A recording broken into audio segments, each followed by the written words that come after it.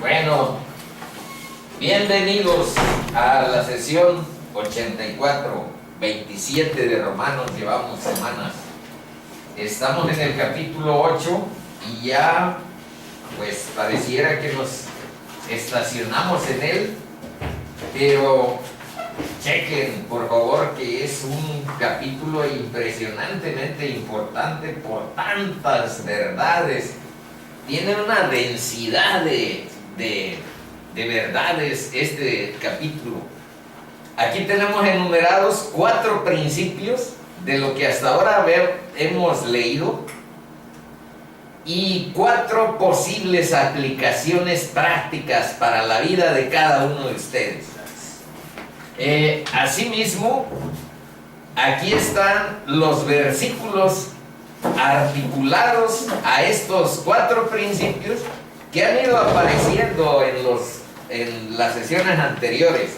Por ejemplo, el verso 8.1, que ya no está, pues dice que vivir en Cristo, ninguna condenación hay para los que viven en Cristo Jesús. Eso dice el verso 8.1.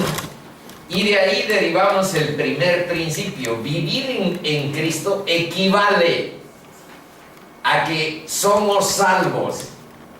Hemos sido perdonados de todas nuestras transgresiones, de todas. Es impresionante, pero ese es el poder de Dios en Cristo Jesús para quienes acuden a Él. Vivir en Él, entonces, es estar exento de toda condenación, de todo castigo relacionado con los pecados. ¿Y qué aplicación práctica es la que aquí ponemos? Bueno, es que tú admitas que eres pecador o pecadora y que recibas a Cristo como Salvador personal y como Señor de tu vida. Aquí todavía está la síntesis de los pasos que constituyen el Evangelio del Señor Jesús. Principio número 2. En este mismo capítulo de Romanos hemos visto que hay un nuevo poder en la vida del creyente y que es el Espíritu Santo. Pero también podemos leer a dónde está sustentado esta aplicación práctica.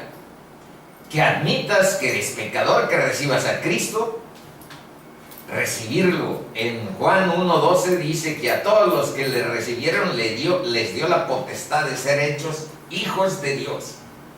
Bueno, pero aquí hay un verso que dice que si confesares con tu boca que Jesús es el Señor y creyeres en tu corazón que Dios le levantó de los muertos, alguien que ha sido levantado y resucitado de los muertos solamente es el Mesías. Eso significa que lo reconoces como el Hijo de Dios.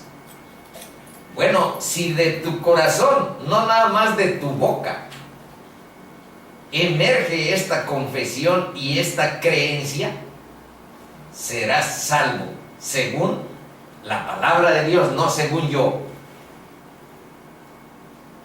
Entonces lo importante es tener articulada la palabra, la confesión con nuestro corazón, porque a Dios no lo puedes engañar.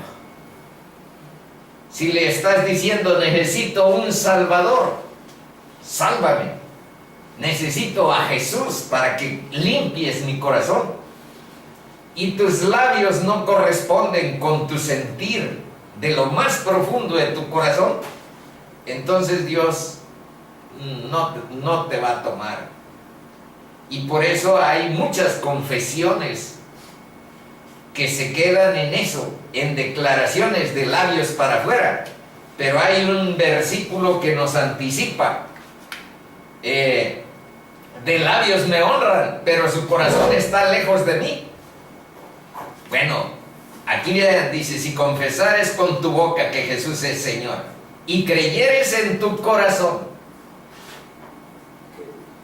que Dios le levantó de los muertos, serás salvo. Y todavía aclara, porque con el corazón se cree para justicia. Creer que necesitamos un Salvador y que la única justicia es la de Dios, la que salva.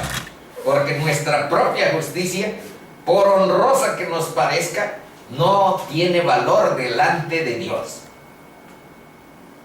Nuestra propia justicia es creer que lo que hacemos pues nos alcanza, que nuestra moralidad nos alcanza, nos salva, que nuestra anterior vida pues no era tan mala y no necesitamos muchos cambios. Bueno, esa es nuestra propia justicia. Nuestra propia justicia no es la justicia de la cruz. Bueno, segundo, hay un nuevo poder en la vida del creyente. ¿Y cuál es la aplicación práctica? Debemos aprender a vivir en el Espíritu, vivir en comunión con Él. Demos la prioridad a su guía, a la guía del Espíritu Santo, y no a tus pulsiones de la carne, a tus instintos, a tus ideas, a tu sabiduría, que casi siempre no agradan a Dios porque no se sujetan a ningún principio bíblico y no pueden agradar a Dios. Y tampoco pueden, dice, si estás en la carne. Es el Espíritu el que nos da el poder de poder hacerlo. Bueno, redundé, poder y poder.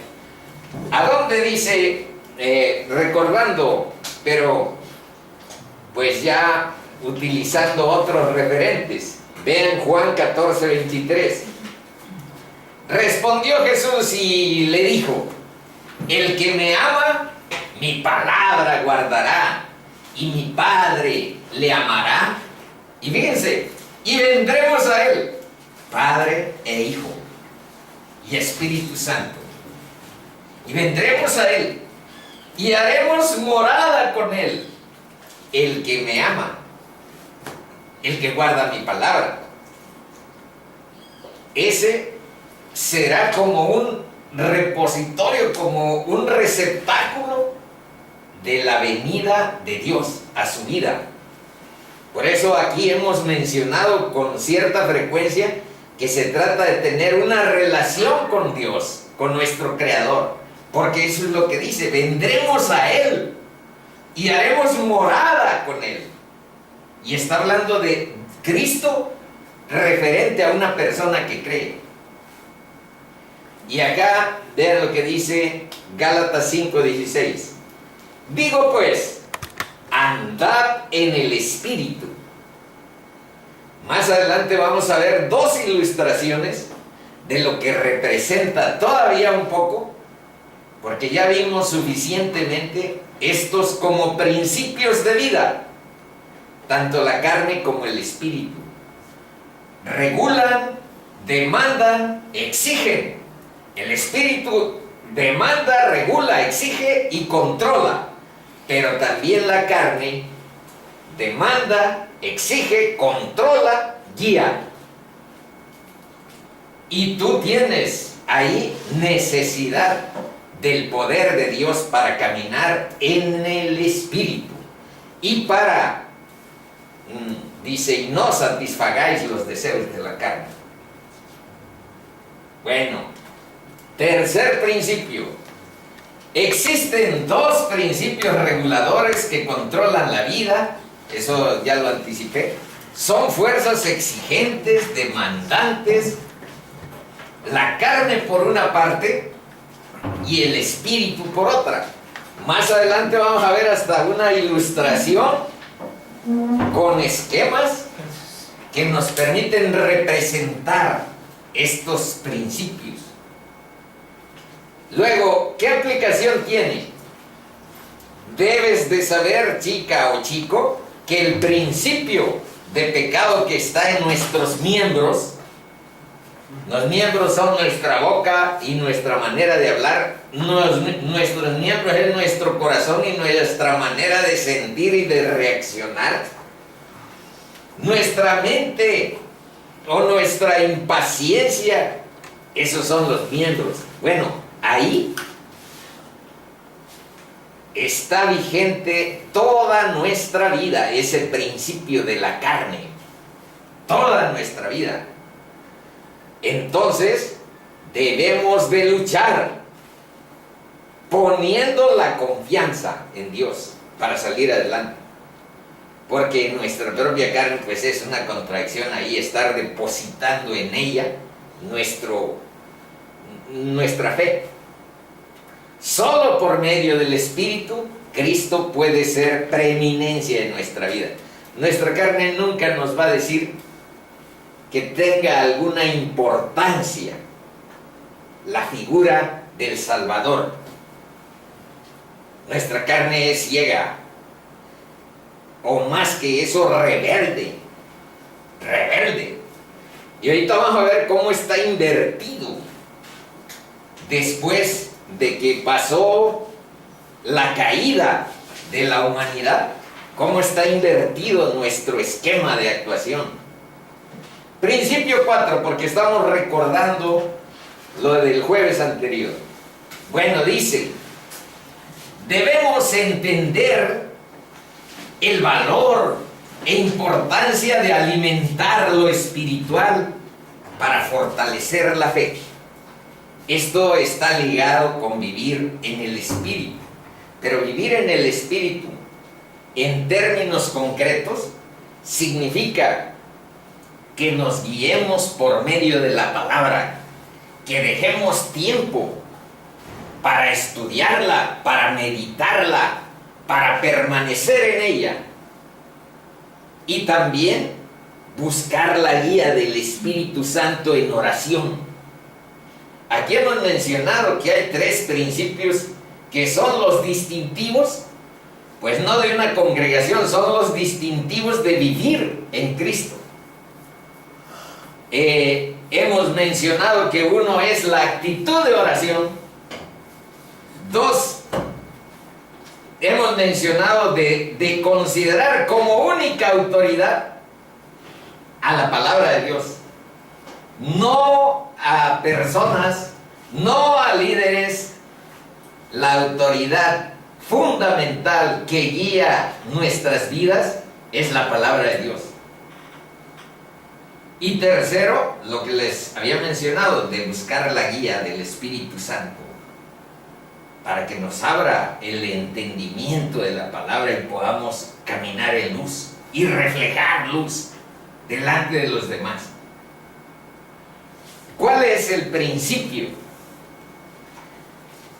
Tenemos que renunciar a consumir las cosas que nos hacen mal. Pornografía, sexo inmoral, adulterios, etc. Incorporar nuestra mente y nuestro corazón, incorporar a nuestra mente y a nuestro corazón la palabra. Y tener tiempo de oración. Ahí está más claro. Ahora vamos a leer en dónde o qué porciones bíblicas son las que subyacen, están ahí atrás de esos principios. Bueno, están todo de Romanos del 8 hasta el 14. Eso es lo que estamos tratando de sintetizar. Pero aquí hay otros refuerzos para ir ayudando a buscar que la Biblia interprete a la Biblia. Ese es el interés de cualquier exposición. Si yo doy mi interpretación y yo pienso, dejemos que hable la palabra. Dice Gálatas 4 del 3 al 7. Así también nosotros, cuando éramos niños, estábamos en esclavitud bajo los rudimentos del mundo.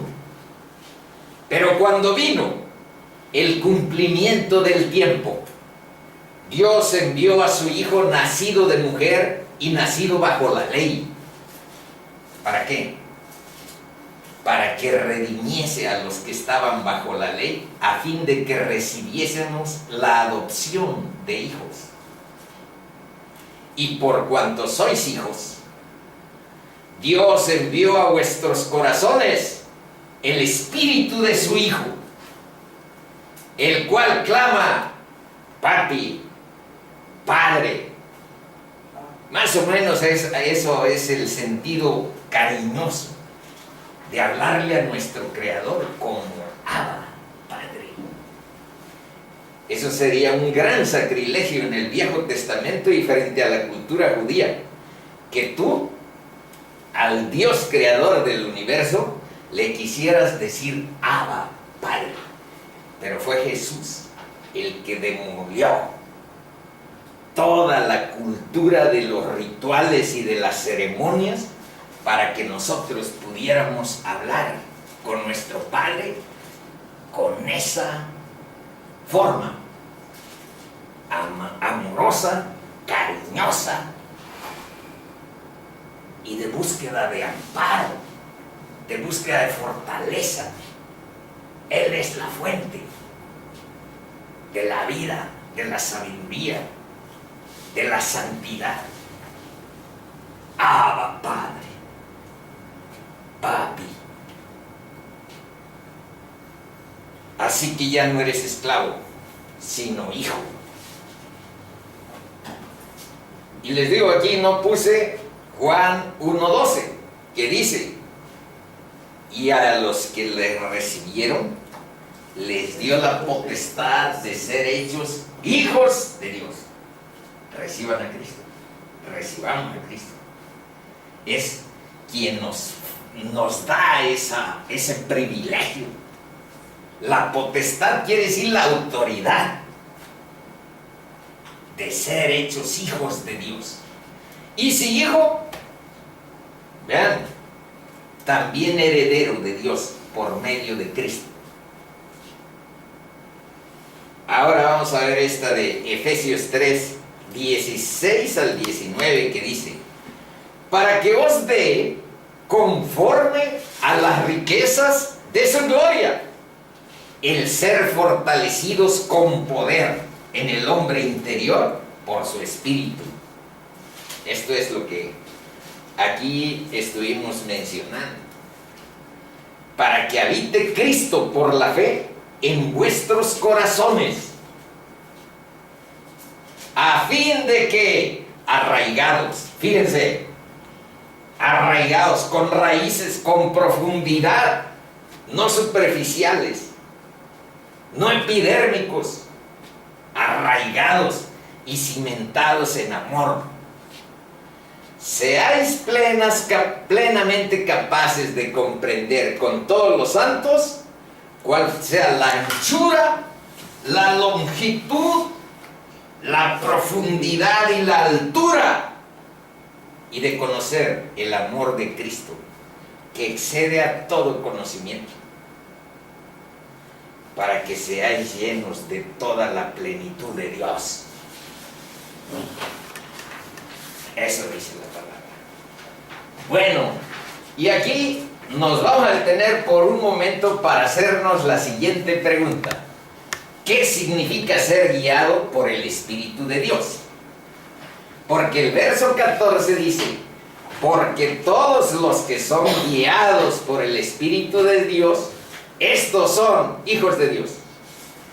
¿Qué significa ser guiados por el Espíritu de Dios? Bueno, primero les recuerdo que en el verso 9, Romanos 8:9, dice: el Espíritu de Dios mora en vosotros, y si alguno no tiene el Espíritu de Cristo, no es de Cristo, no es de Él. Entonces, primero recordemos que mora, que habita, que vive y que habla. Es lo que vamos a ver hoy. Habla, pero habla no misteriosamente, no como una visión de espiritismo. Habla por medio de la palabra. entendimiento y tu corazón, pero por medio de la palabra, no por medio de un sonido fantasmal o por algo ahí se movieron no sé qué cosas. Dios habla por medio de la palabra, ensanchando tu corazón para que entiendas su sabiduría. Es su palabra, entonces no hay ninguna cosa así como espiritista. No hay ninguna cosa así como oculta. Ah, no, sí, esto es con esas características. No. Segundo, recordemos que el Espíritu, aparte de que vive en nosotros, vivifica nuestro ser. En el versículo 10 dice: mas el Espíritu vive a causa de la justicia. Nos da vida, porque desde el punto de vista bíblico, todos aquellos que no tienen a Cristo en su corazón están espiritualmente muertos. Es feo decirlo, pero si vamos a Efesios capítulo 2, versículos 1 y 2, ahí hace unas menciones que dicen esto que estoy mencionando. Dice: y Él os dio vida a vosotros cuando estabais muertos en vuestros delitos y pecados, en los cuales anduvisteis en otro tiempo siguiendo la corriente de este mundo, conforme al príncipe de la potestad del aire, el espíritu que ahora opera en los hijos de desobediencia. Entonces dice: y Él os dio vida. Cuando Cristo llega a nuestro corazón, es el Espíritu que vivifica nuestro ser espiritual. Por supuesto, nosotros nos sentimos vivos y estamos vivos, pero desde el punto de vista espiritual, ahorita vamos a ver en la ilustración, nomás que acabemos esto, nos vamos a la ilustración, aunque no es lo que va a aparecer en lo consecutivo, pero ya lo mencioné muchas veces. Bueno, ser guiado, vamos a ver lo que dice Efesios. Dice: mirad pues con diligencia cómo andáis, no como necios, sino como sabios, aprovechando bien el tiempo, porque los días son malos. Por tanto, no seáis insensatos, sino entendidos de cuál sea la voluntad del Señor. Y aquí lo hemos sintetizado. La voluntad de Dios, cuando estamos: hágase, Señor, tu voluntad en mi vida, o en la tierra como en el cielo. Hágase, Señor, tu voluntad, santificado sea tu nombre. Cuando estamos admitiendo eso delante de Dios, estamos pidiendo que nos salve y que nos santifique, porque esa es la voluntad de Dios. Que tú vayas con Jesús a formar parte del pueblo de los salvos en Cristo,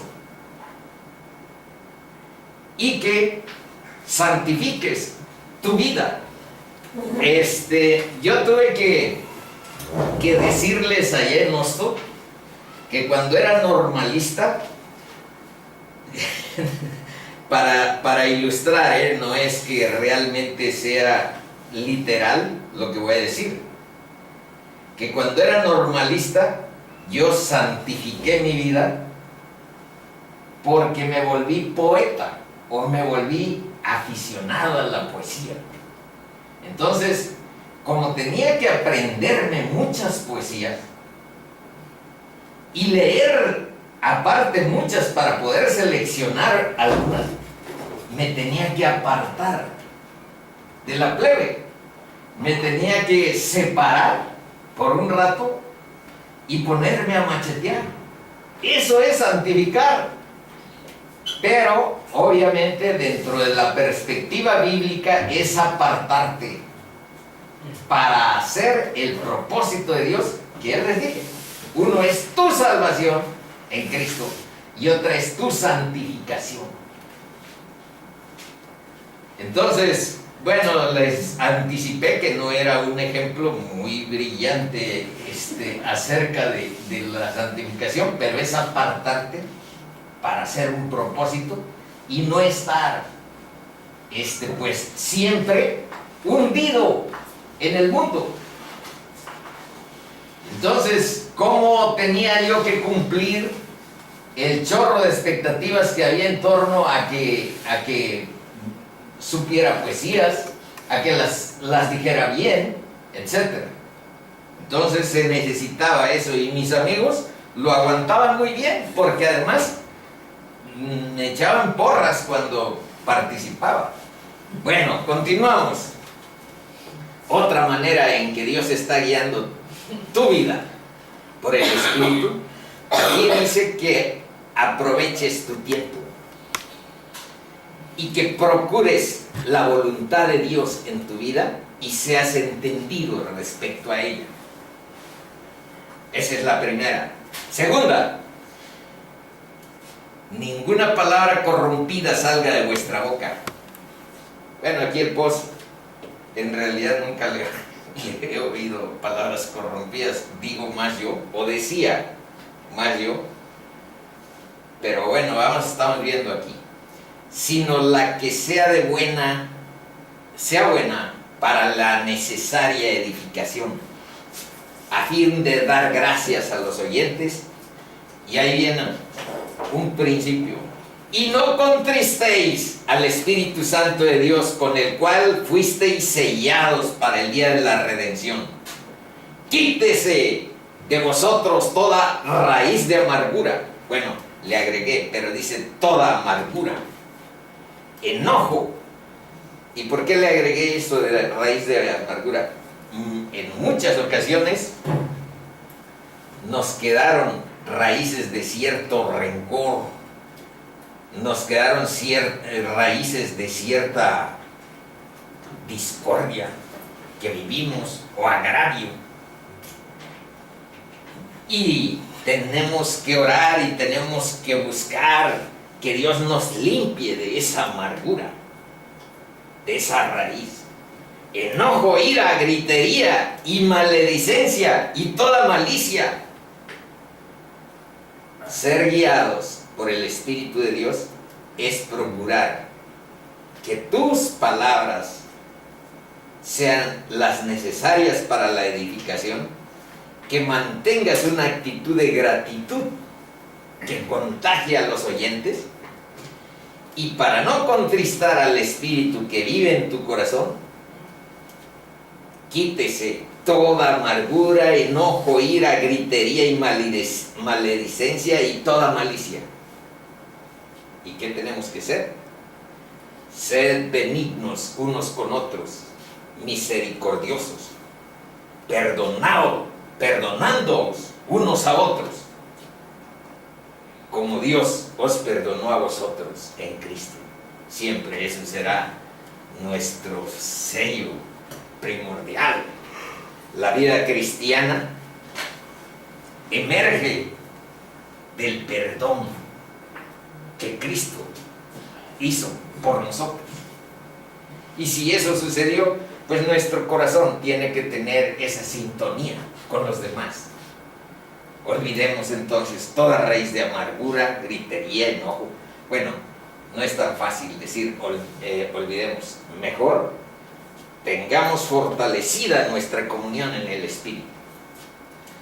Y dije, no, pero sí, vamos a leer primero estos versos, que son los que este día vamos a ir estudiando con mayor profundidad. Dice: pues no habéis recibido, 8:15, no habéis recibido el espíritu de esclavitud para estar otra vez en temor. Sigue hablando de ese poder, de esa presencia que Dios dispuso que toda persona que ha acudido delante de Cristo viva en su corazón, y no por su gestión, no por algún principio psicológico, sino por el poder de Dios. Dice: pues no habéis recibido el Espíritu para estar otra vez en temor. sino que habéis recibido el espíritu de adopción, por el cual clamamos, Abba, Padre. Otra vez, a propósito de lo que acabamos de leer. El espíritu mismo, por eso les digo, ese espíritu habla.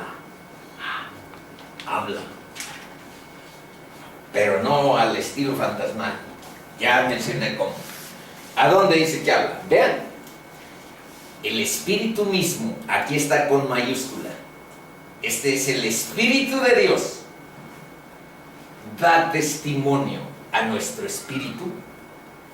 Habla a la profundidad de nuestra conciencia y de nuestro corazón de que somos hijos de Dios.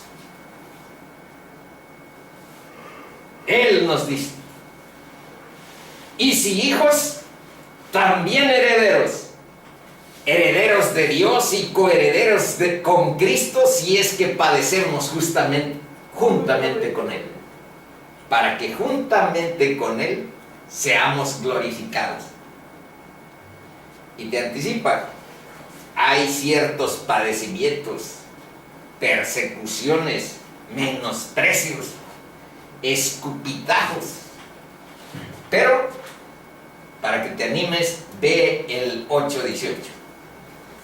Pues tengo por cierto que las aflicciones del tiempo presente, esas menosprecios, esas persecuciones probables, esas, etcétera, las aflicciones del tiempo presente no son comparables con la gloria venidera que en nosotros ha de manifestarse. Bueno, el espíritu humano es el que debe convencerse de lo que Dios dice en su palabra.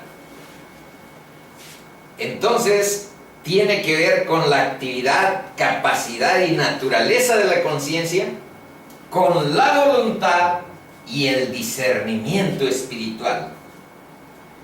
Una porción de la segunda de Corintios 7 dice, así que, amados, puesto que tenemos tales promesas, limpiémonos de toda contaminación de carne y de espíritu, perfeccionando la santidad en el temor de Dios.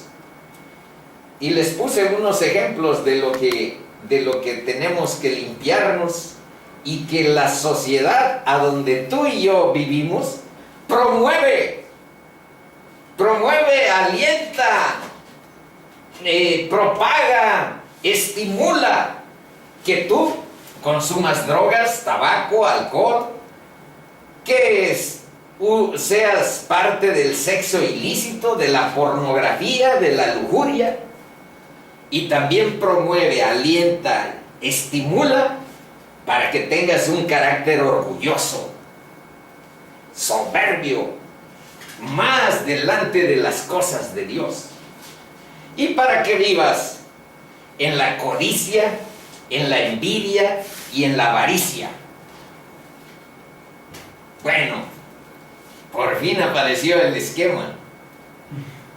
Este esquema es el que trata de una persona regenerada. Pero primero, ¿cómo creó Dios al hombre? Primero, ¿cómo creó antes de la caída en pecado? Bueno, Dios nos dotó de una Trinidad. Tal vez ahí se refiere a la imagen y semejanza de espíritu, alma y cuerpo. En el espíritu es a donde está la fe, la esperanza, el amor. En 1 Corintios 13:13 es a donde dice, y ahora permanecen la fe, la esperanza y el amor. Y vean lo que dice, estos tres, pero el mayor de ellos, entre fe, esperanza y amor, el mayor es el amor. 1 Corintios 13:13. Y aquí está el Espíritu Santo regulando, guiando, esclareciendo, fortaleciendo, dando poder. ¿A qué? A la conciencia, a la psique. Y la psique constituye nuestra mente, que tiene la facultad de sentir emociones, sentimientos, pasiones, la facultad de pensar, racionalidad, conceptualizar y tratar de articular concepto y acción. A eso le podríamos llamar praxis. Y también supone nuestra facultad de decidir. Tenemos fuerza de voluntad, libertad y creatividad. Ahora, cuando estas funciones están reguladas por este principio, actuamos y vivimos tratando de honrar el nombre de Dios. Que la gloria sea primero reconocida para quien nos creó. El honor para quien honor merece que hay en la sociedad, y que te ponen un monigote o que mencionan a Rafael, eso es simple vanidad y orgullo delante de estos principios. El honor es para tu Creador y la gloria. Ahora, vean hasta dónde quedó nuestras funciones, nuestras necesidades fisiológicas de comer, de beber, de una serie de necesidades. ¿A dónde quedaron? Pues quedaron en la periferia, porque el núcleo de la personalidad, el núcleo de la cristiandad está así. Y así fuimos creados. Dice, el Espíritu mismo da testimonio a nuestro espíritu de que somos hijos de Dios. Este Espíritu Santo le dice a nuestro entendimiento que esta es nuestra naturaleza y que ahí están los principios rectores. Pero vean lo que sucede en la realidad fenoménica. Quiero decir, en la realidad más mayoritaria de gente que no conoce el Espíritu Santo y que no conoce a Dios, que lo tiene así, invertido. No, el Espíritu lo sacamos a la periferia y reconocemos como que tal vez, a lo mejor, en el centro está comer, beber, la sexualidad, respirar y lo que sea. Y están nuestros órganos, nuestros sentidos, la vista. Si lo vemos, creemos. Hay que ver para creer. El gusto, el tacto, el oído, el olfato, como lo principal que llevamos en nuestro corazón y nuestras necesidades fisiológicas. Después está la mente, pero ahora la mente no está permeada por estos principios. La mente y sus funciones están permeadas por este principio de que el cuerpo es el mundo al revés. La Biblia dice que esto es el mundo al revés, lo que vivimos. La criatura más importante que el Creador. Y las necesidades corporales, por eso Jesús se asombraba y les decía, bueno, nada más piensan en qué van a comer, qué van a vestir, qué van a busquen primeramente el reino de Dios y su justicia, y todo lo demás les será dado por añadidura. Pero nuestra obsesión es esta. Y vean a dónde está. La carne toma el control de la mente porque se ubica en el centro. Y el espíritu es marginal. Entonces, ahí es donde aparecen una serie de versos de los que estamos viendo. Así que, hermanos, deudores somos, no a la carne, para que vivamos conforme a la carne. Porque si vivís conforme a la carne, moriréis. Mas si por el Espíritu hacéis morir las obras de la carne, viviréis. Porque todos los que son guiados por el Espíritu de Dios, estos son hijos de Dios. Una y otra vez está destacado que nosotros somos hijos de Dios y por ende somos guiados por el Espíritu de Dios. No somos guiados por nuestras pulsiones carnales. Sí las tenemos y las tendremos toda nuestra existencia terrenal. ¿Cuál es el problema? El problema es tener en el centro poder y tener discernimiento y tener la presencia de Dios en nuestra vida.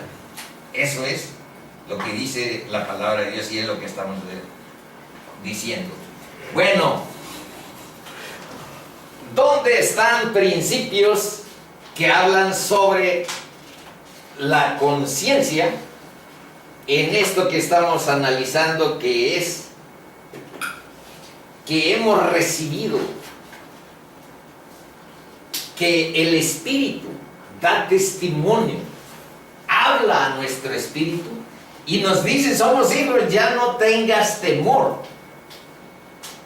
Este espíritu es para que ese temor ya no esté ahí presente, porque somos hijos, hemos sido recibidos en espíritu de adopción y tenemos ese privilegio de decir: Padre, Abba, Padre, Padre celestial, Padre mío. Eso. Entonces, en esta, ¿cómo está la conciencia? Recibiendo el testimonio del Espíritu en nuestro ser. Aquí está. Así que, queriendo yo hacer el bien, hallo esta ley, que el mal está en mí. Vean, ahí está hablando de la parte, pues, carnal que está, pero la conciencia lo detecta. Dice: queriendo yo hacer el bien, hallo esta ley, la ley de Dios, que el mal está en mí. Porque según el hombre interior, ahí podemos ver el hombre interior. Tiene un alma, tiene un espíritu y tiene un alma. Este es el hombre interior. El hombre exterior está acá. Bueno, dice: porque según el hombre interior me deleito en la ley de Dios, pero veo otra ley en mis miembros. ¿Cuáles miembros? Pues en estos, en la vista, en el olfato, en el tacto, en el gusto, en el oído, hay otra ley. Pero veo otra ley en mis miembros que se revela contra la ley de mi mente, contra la del hombre interior, que me deleito en la ley de Dios y que me lleva cautivo a la ley del pecado que está en mis miembros. Punto 2. Mirad cuál amor nos ha dado el Padre para que seamos llamados hijos de Dios. Por esto el mundo no nos conoce, porque no le conoció a Él. Ahí la conciencia de que existe cierta pugna en el hombre interior y las pulsiones de la carne. Hay pugna y la habrá, y solo mediante el poder de Dios es que podemos ser victoriosos en esta lucha. Y aquí la conciencia dice que hemos sido llamados hijos de Dios, pero el mundo no nos detecta, no nos conoce, y la explicación es esta: porque a quien Dios envió no le conoció. Y otra, porque dos males, fíjense en esta, dos males ha hecho mi pueblo. Me dejaron a mí fuente de agua viva y cavaron para sí cisternas, cisternas rotas que no retienen agua.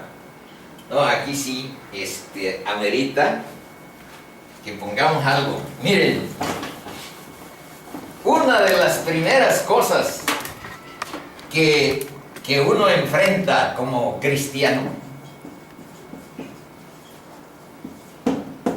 es a dónde vas a encontrar gusto, gozo, satisfacción. Porque pues las has encontrado en el alcohol,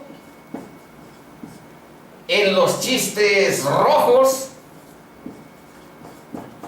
en convivencias que tienen que ver otra vez con el alcohol, etcétera. Ahora, un principio importante que tenemos que visualizar es el siguiente: tenemos que aprender que el gozo, y no es algo inducido, no es algo mentido, no es algo figurado. El gozo, la plenitud y la satisfacción están en Dios. Están en Dios. Y te queda el plus, de que comas bien y disfrutes, de que abraces a tu esposa y disfrutes, y todo lo demás. Pero la fuente primaria es el propio Dios en tu vida, la comunión con Dios. Eso solamente cuando Dios regenera tu corazón hay esa comunión con Dios y descubres. Porque cuando estás allá en la carne dices, no, pues ¿y yo qué voy a hacer con mis cervezas? Yo todos los días me bebía 3. ¿Qué voy a hacer con mis cervezas? ¿A dónde voy a encontrar el sustituto de mis chelas? Y otros ejemplos que pudiera agregar. Pero hay eso. Por eso vean lo que dice Jeremías 2:13. Porque dos males ha hecho mi pueblo. Me dejaron a mí fuente de agua viva, donde está la vida, donde está el amor, donde está la belleza, donde está la sabiduría, donde está la salud, donde está el amor. Ay, no, ya había dicho. Bueno, me dejaron a mí fuente de agua viva. Y se fueron a cavar cisternas. Precisamente, las cervezas son una cisterna. Pero vean lo que dice: cisternas rotas que no te van a dar plenitud, ni gozo y contento plenos, ni satisfacción profundas. Te van a dejar superficialmente y vas a tener dolor de cabeza y te vas a volver dependiente de las chelas. Entonces, la fuente de agua viva es Dios. Es Dios. Encontrar ese camino es encontrar la vida. Bueno, voluntad. Pues este es el amor de Dios, que guardemos sus mandamientos, y sus mandamientos no son gravosos. Vean aquí el principio de voluntad en este testimonio, en esta comunicación del Espíritu a nuestro espíritu, dice: guardemos sus mandamientos, y sus mandamientos no son gravosos, porque todo lo que es nacido de Dios vence al mundo. Vean eso. Una de las batallas que uno descubre, primero, que hay tres enemistades permanentes. Una ya la mencionamos, la carne. Dos, es la mundanalidad. Que dejes tu corazón, que dispongas tu corazón a todos los valores del mundo antes que los valores de Dios. Entonces, sobre eso dice: vence al mundo. Todo lo que es nacido de Dios vence al mundo. Y esta es la victoria que ha vencido al mundo: nuestra fe. ¿Quién es el que vence al mundo? Sino el que cree que Jesús es el Hijo de Dios. Este es Jesucristo, que vino mediante aguas